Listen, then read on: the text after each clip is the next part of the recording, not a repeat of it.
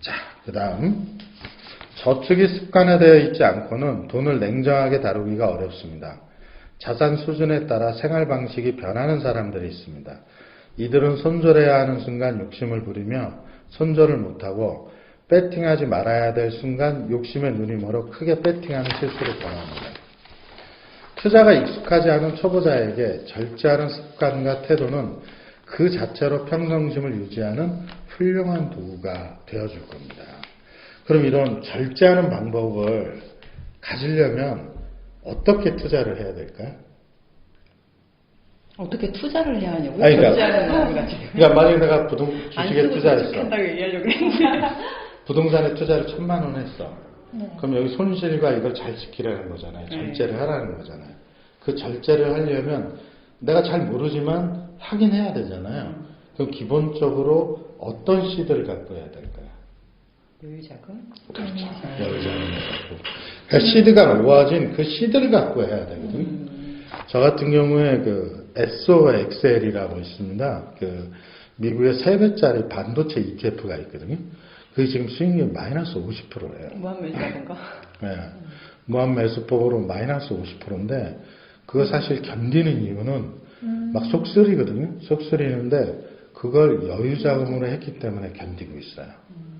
TQQ가 좀 올랐죠. 좀 올랐습니다. 그 마이너스 40%까지 갔는데 지금 플러스 2.3%거든요. 어제 기준으로 좀 올랐어요, 많이. 3배짜리다 보니까 변동폭이 크니까.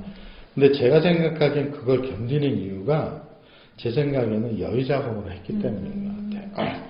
대출 받아서 하면 절대로 안 된다. 이런 말씀. 여기서 이제 나오는 얘기 중에 하나가 투자를 하고 수익이 나면 일정 부분 수익은 확보를 해서 갖고 있어라, 현금으로. 그래야 요게 이제 나머지가 손실이 나더라도 그만큼 손실난 그 기본에서라도 빠져도 이만큼 수익이 남고 있으니까. 근데 그 말에는 굉장히 저는 여태 그렇게 해본 적이 없거든요. 수익이 나면 어차피 장기 투자니까 수익이 나든 손실이 나든 그냥 계속 쭉 갖고 있는 상황이었는데 여기서는 손절이 짧게 그냥 손절하라고 하는 거잖아요. 다시 투자를 하더라도. 근데 그거는 참 부지런해야 된다. 그 우성님이 쓴 초보자를 위한 주식 그 투자라는 책을 제가 요즘 읽고 있는데 그 책에서 이제 주식 투자를 하는 방법이 1,000만 원을 투자했어요.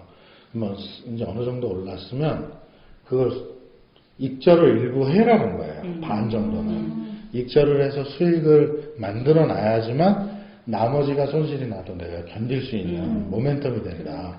초보자는 그렇게 투자하는 게 좋을 것 같아요. 근데 제가 미국 주식을 투자한 지가 지금 한 1년 좀 넘잖아요. 그래서 사실 자기 전에 매일 주식 시세를 보고 자는데 제가 내린 결론은 그렇습니다. 이거 개인이 올라가고 떨어지는 걸 맞추기가 불가능해요. 그렇죠. 그러니까 장기적으로 투자를 해야 되는데 수익이 어느 정도 났다면 익절을 하는 방식을 선택해야 할 것 같고요. 제가 ASML 주식을 좀 갖고 있거든요. 미국의 이제 네덜란드의 반도체 장비 업체죠.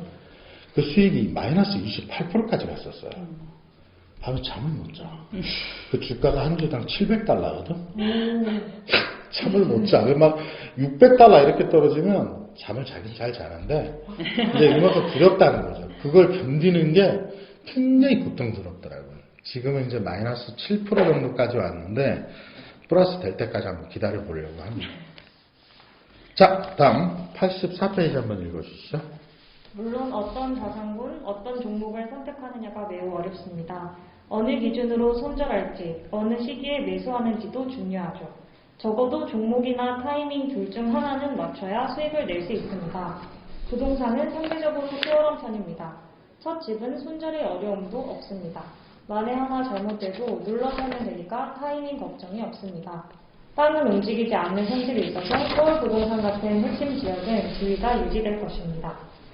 이게 참 이것도 좋은 말씀이라고 저는 생각하는 게 최초 내 집 투자는 나이가 어릴수록 최대한 빨리 하는 게 좋습니다. 저는 그렇게 생각하고요. 그게 꼭 아파트가 아니어도 관계없거든요. 저는 오피스텔도 괜찮고 빌라도 괜찮은데 최대한 빨리 시작하는 게 좋다. 빨리 시작해서 경험치를 쌓아가는 게 훨씬 더 효과적이다라는 생각을 가져봐요. 본인은 그렇게 생각 안 해요? 저도 어때? 그렇게 생각해요. 근데 왜 전세로 들어갔어? 아직 내 집 마련은 이제 결혼하면서 같이 할 생각으로. 금리가 점점 오르고 있는데 어떻게 하실 생각입니까? 근데 그런 고민은 있어요. 그 청약을 할 수 있는 조건들 중에 하나가 내가 내 집 마련이 처음이어야 그게 뭐 되는 조건들이 있잖아요. 무주택자. 그래서 이게 아까 오피스텔은 이제 알려주셨지만 그 빨리 뭘 발견했을 때 뭐 오피스텔이나 아니면은 그 빌라 같은 거를 뭐 결혼하자마자 살 생각을 하고 있는데 그렇게 되면 또 나중에 청약을 못 넣으니까 약간 고민이 되더라고요. 청약 기회를 포기하고 그거를 내서 하는 게 맞을지 그런 부분이 좀 있어요. 제 의견은 청약 기회를 포기하더라도 매수하는 게 맞아. 그러기에는 청약의 기회가 확률이 너무 너무 낮죠. 맞아요. 너무 낮고 복권이지, 복권. 맞아요. 그거 로또하고 비슷한데 그거 기다리다가 망한 사람이 지금 한둘이 아니잖아. 명심하도록 하겠습니다. 40대, 50대 자녀 있고 무주택자에 노부모 부양하고 이렇게 했는데도 불구하고 청약에 당첨이 안 돼서 아직도 전세 사시는 분들 엄청 많고요. 그 사람들의 자괴감은 말도 못해요. 차라리 자녀를 셋 낳아서 다자녀 특공을 하는 게 훨씬 더 빨라요.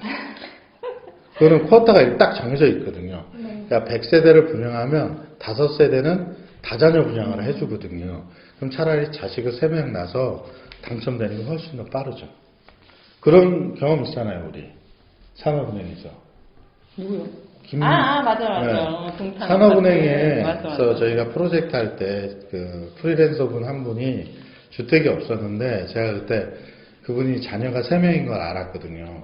그래서 청약해라 다자녀 특공으로 청약해서 당첨돼서 해라 그랬는데 그분 청약해서 당첨됐죠. 그렇죠. 그래서 화성 동탄 돼가지고 많이 올랐어. 그럼 많이 올랐을 거야 아마. 뭐 좀 얻어 드셨나요? 안 들었어요. 그 후에 연락이 없더라고요. 이제 부자가 되셔서 그러신지 모르겠는데 연락이 없습니다. 자, 다음 하겠습니다. 투자는 학문 연구가 아닙니다. 오히려 시험에 가깝습니다.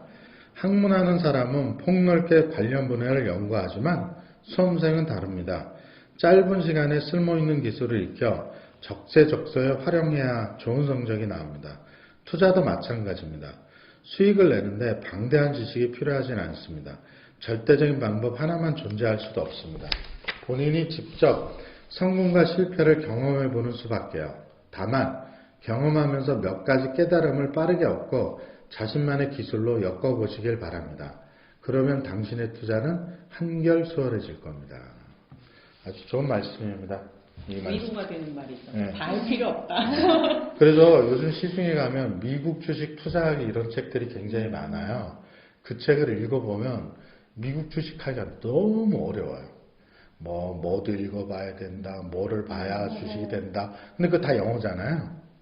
다 영어예요. 그 자료들이 다. 이제 설명은 한글이지만 다 영어예요. 뭐 어디 가서 뭘 봐야 되고 뭘 해야 되고 ETF, 저희는 이제 공부를 해서 ETF가 뭔지는 알지만 ETF가 뭔지 모르시는 분들은 굉장히 많거든요. 그냥 모르고 그냥 특정 회사 주식인 것처럼 사시는 분들 진짜 많더라고요. 진짜 많아요. 네. ETF는 회사 주식이 아닌데. 네. 그러니까 저도 미국 주식을 투자할 때 그랬습니다. 예를 들면 한 10만 원만 달러로 바꿔서 한번 하나 두 개 사보는 거죠. 그러면서 필요한 지식은 네이버에 카페에 물어보고 이러면서 공부를 했거든요. 마찬가지로 어떤 걸 할 때 뭐 대량의 돈이 들어가는 부동산 투자 같은 경우는 전문가의 도움이 필요하겠지만 주식 같은 경우는 그렇게 할 필요까지는 없죠. 그냥 조금씩 하면서 배워나가면 되기 때문에 이 말씀은 상당히 공감이 가더라라는 말씀을 좀 드려보도록 하겠습니다. 자, 204에서 205페이지에 나오는 문구 한번 읽어보시겠습니다.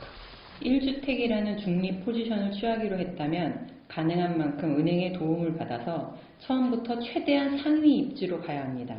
차근차근 모아 상급지로 갈아타겠다는 전략도 통할 수는 있으나 쉬운 전략이 아닙니다. 부동산은 사이클에 따라 가격이 함께 움직일 뿐만 아니라 가격이 오를 때 언제나 상급지가 먼저 더 크게 오르기 때문입니다. 길게 소유할 수만 있다면 첫 선택으로 내 집 마련이 가장 탁월한 선택이며 이는 자연스레 그 다음 집중 투자로 이어지는 가교 역할을 합니다. 혹시 다음 투자에서 손실이 발생하더라도 내 집은 남는다는 최소한의 심리적 지지선이 구축되기 때문입니다. 저희 경자인 채널이 재테크와 관련된 책을 리뷰하는 채널이잖아요. 이분도 마찬가지고 지금까지 책을 리뷰한 이런 책을 쓰신 분들의 대부분은 거의 99.9%는 전부 다 지금 부동산 가격이 상승한 최근 몇 년 동안 아파트를 소유했던 분들입니다. 그런 분들이 그걸 시드머니를 활용해서 여러 가지를 했던 분들이 거의 대부분이거든요. 이 저자도 마찬가지입니다. 그러니까 무슨 말씀이냐면 돈을 모아서 뭔가를 하는 것보다는 대출을 가장 많이 받더라도 실제로 일가구 1주택이라는 그게 아파트든 뭐 빌라든 오피스텔이든 일가구 1주택 포지션을 만드는 것이 가장 중요하다라는 말을 사실은 모든 재테크 책이 모두 다 동의 이 말을 하거든요. 그래서 이 부분은 독자 여러분들 고민을 좀 많이 해보시면 좋을 것 같고요. 요즘 마련이 우선이다. 그게 가장 중요하다. 사실 저도 따지고 보면 10년 전에 저도 대출을 많이 받아서 첫 번째 아파트를 제가 구입한 거잖아요. 첫 번째 아파트를 구입한 그 심리적인 안정감 때문에 사실 여러 투자도 조금씩 시작해 볼 수 있었던 거거든요.